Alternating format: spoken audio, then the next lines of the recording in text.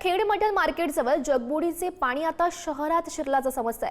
खेड बंदर रोड पाण्याखाली गेल्यानं वाहतूक सध्या ठप्प आहे। महिला दुचाकीसह पुराच्या पाण्यात अडकली। सामाजिक कार्यकर्त्यांनी महिलेला दुचाकीसह बाहेर काढलं। खेड शहरामध्ये सध्या अलर्ट सुद्धा जाहीर झालेला आहे। रत्नागिरीमधल्या खेडमधली ही दृश्य आहेत। जगबुडीचं जे पाणी आहे ते शहरामध्ये शिरलं त्याचीच ही दृश्य, ज्यामध्ये खेड बंदर रोड पाण्याखाली गेल्यानं वाहतूक पूर्णपणे ठप्प दिसते।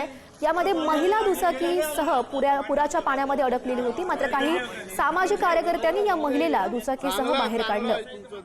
खेड शहरामध्ये सध्या अलर्ट जाहीर झालेला आहे। नागरिकांना सतर्क राहण्याच्या सूचना या प्राप्त झाल्याचं बघायला मिळत आहे। सततचा पाऊस कोसळतोय, त्यामुळे जगबुडी जी नदी आहे त्याच्या पाण्याच्या पातळीमध्ये वाढ झाल्याचं बघायला मिळत आहे। आणि या संदर्भात अधिकची माहिती जाणून घेऊयात। आमचे प्रतिनिधी अनुज जोशी आपल्या सोबत आहेत। अनुज, आपण हे दृश्य बघू शकतोय, जगबुडी नदीचं जे पाणी आहे ते शहरात शिरल्याचं बघायला मिळत आहे। नेमका काय फटका बसतोय नागरिकांना?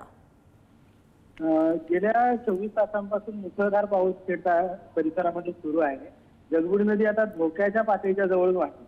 शहराजवळचा जो बंदर रोड आहे त्या रोडवर आता जगबुडी नदीचं पाणी आलंय, परंतु काही दुचाकी चालक असतील हे धोका पत्करून या पाण्यामध्ये गाड्या नेताना दिसत आहेत। परंतु सतर्कतेने एका महिलेचा जीव वाचवण्यामध्ये या ठिकाणी काही सामाजिक कार्यकर्त्यांना यश आलंय।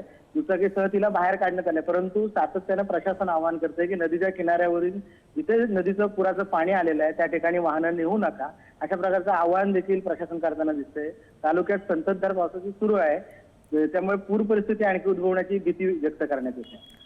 नक्कीच अनुज, धन्यवाद दिलेल्या सविस्तर माहितीसाठी।